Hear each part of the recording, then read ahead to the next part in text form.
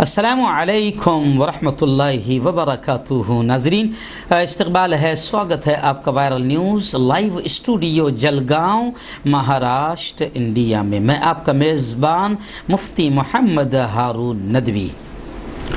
आइए खानदेश बुलेटिन मालेगांव, नासिक, धुलिया, जलगांव, नंदुरबार की कुछ ख़ास अहम ख़बरों की झलकियों पर नज़र डालते हैं। जी हाँ नाज़रीन, खानदेश बुलेटिन हम एक अलग से स्पेशल प्रोग्राम रोज़ाना पेश कर रहे हैं। हज़ारों की तादाद में आप लोग देख रहे हैं, आप पसंद कर रहे हैं, इसलिए हमने बाकायदा खानदेश बुलेटिन भी अलग से ख़बरें कर दी है, क्योंकि नेशनल न्यूज़ में बड़ी ख़बरों में हमारी जो इलाके की जो ख़बरें हैं वो दब जाती थी, इसलिए हमने खानदेश बुलेटिन अलग से स्पेशल ख़बरों का प्रोग्राम शुरू किया है। आइए सबसे पहले मैं अपील करूंगा कि जो साथी नए हैं,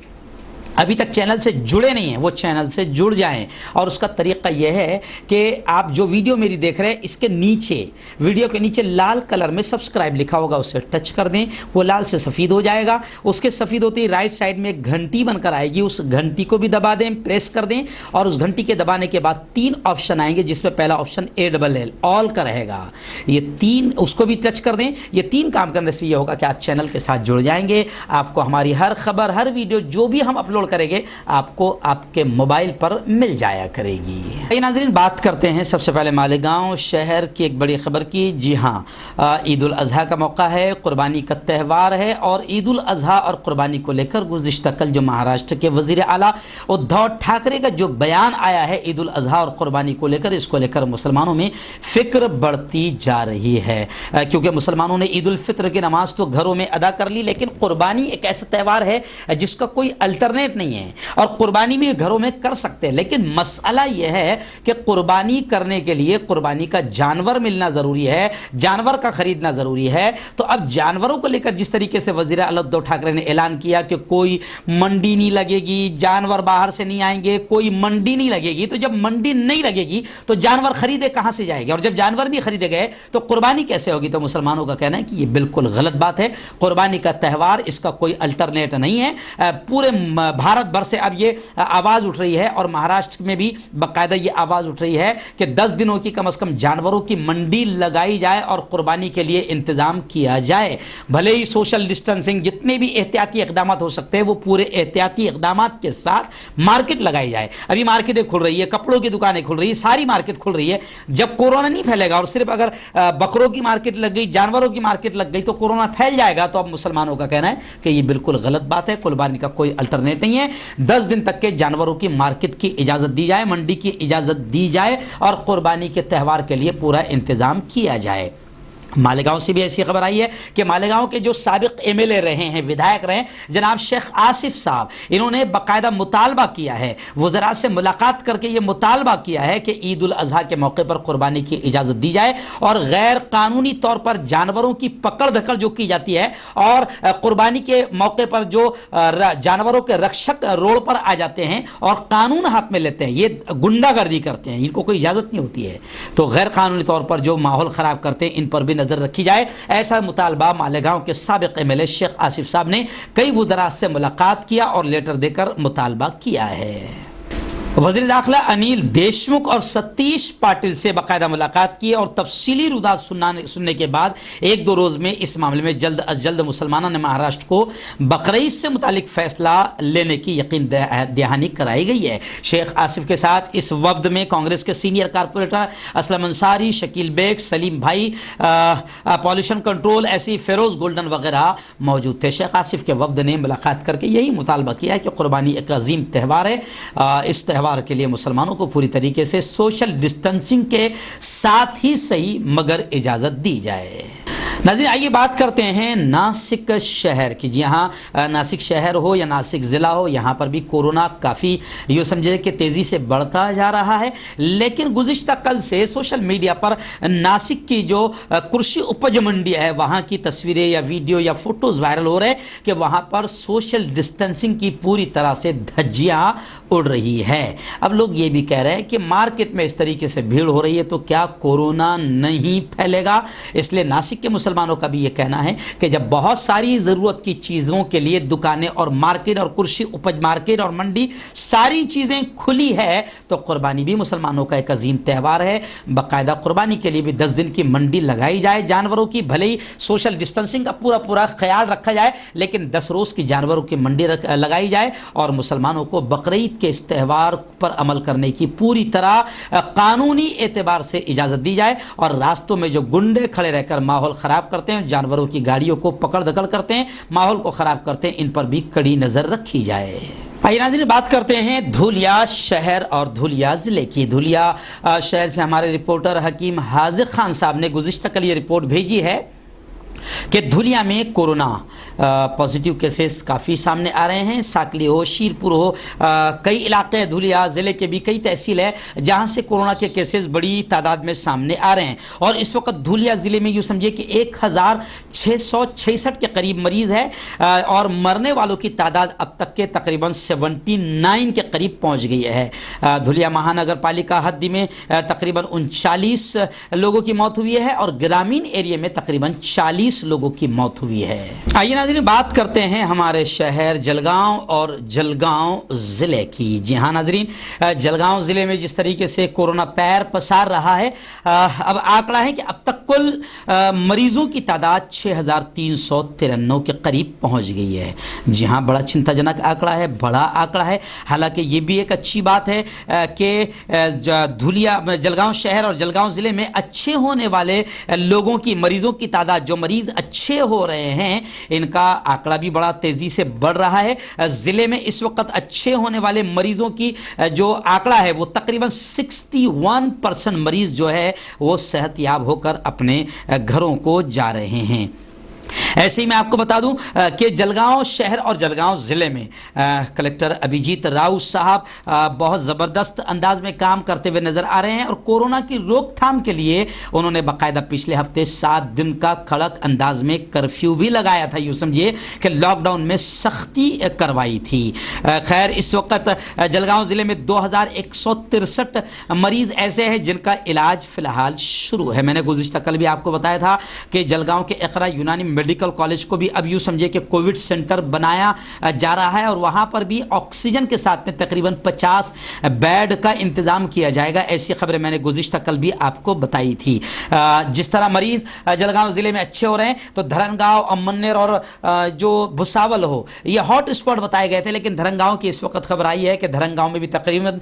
15 मरीज़ ऐसे हैं जो कोरोना से सेहतयाब होकर या कोरोना से जंग जीत कर कोरोना को हराकर अपने घर लौटे हैं। धरंगांव में उनका शानदार अंदाज में इस्तकबाल किया गया, स्वागत किया गया। वहीं पर जलगांव ज़िले की कोरोना को लेकर यह भी खबर आई है कि अभी फ़िलहाल जलगांव ज़िले में तकरीबन यूँ समझिए कि 1276 के करीब ऐसे इलाके हैं जिनको पूरी तरीके से बंद कर दिया गया, कंटेनमेंट जोन की शक्ल में उन्हें पैक कर दिया गया। गुज़िश्ता 2 दिन पहले भी जब मैं जलगांव शहर में गया तो हमारे जलगांव शहर के भी जो मेन मार्केट है, जैसे सुभाष चौक का जो एरिया है, सुभाष मार्केट की तरफ जो चौक की तरफ जो रोड जाता है, उसको भी यूँ समझिए कि पतरे लगाकर पूरी तरीके से पैक कर दिया गया है। ऐसे ही जो 17 मंजिला की इमारत है, वहाँ की जो मार्केट है, मार्केट के दोनों रास्ते दोनों तरफ के वो भी पैक कर दिए गए हैं। ऐसे ही सिटी पुलिस स्टेशन का जो रास्ता है वो भी पूरी तरीके से पैक कर दिया गया है। ज़िले में तकरीबन 1276 जगह ऐसी है जहाँ प्रतिबंधित क्षेत्र के रूप में घोषित कर दिया गया है और उन्हें पूरी तरीके से कंटेनमेंट जोन बनाकर रास्तों को पैक कर दिया गया है। यानी जलगांव शहर और जलगांव ज़िले में काफ़ी बेहतर तरीके से इक़दाम किए जा रहे हैं कोरोना को रोकने के लिए। वहीं पर जलगांव सिविल जो कोविड सेंटर है, वहाँ से जो लगातार शिकायतें आ रही थी वो भी शिकायतें तकरीबन ख़त्म हो गई है। खाने को लेकर जो शिकायतें आई थी उसको लेकर भी ये खबर आई है कि बाकायदा जलगांव की महापौर खुद वहाँ पर पहुँची और जलगांव की महापौर ने खुद वहाँ पर जाकर जो नाश्ता कोविड सेंटर में दिया जा रहा है اس کا سواد لیا، انہوں نے خود ٹیسٹ کیا، اور خبریں یہ بھی ہے مہاپور نے شاید یہ بھی کہا ہے کہ ہم روزانہ آئیں گے اور کووڈ سینٹر میں جو مریضوں کو ناشتہ ہو یا کھانا ہو جو دیا جا رہا ہے ہم اس کا سواد لیں گے، اس کا ٹیسٹ کریں گے۔ یعنی جلگاؤں کووڈ سینٹر میں بھی کافی سدھار آ رہا ہے۔ ناظرین، ایسے ہی جلگاؤں شہر کی ایک افسوسناک خبر جو 2 دن سے سوشل میڈیا پر بھی کافی وائرل ہو رہی ہے کہ ایک شخص کو کتے نے کاٹ لیا اور بری طریقے سے یوں سمجھیے کہ منہ کو نوچ لیا،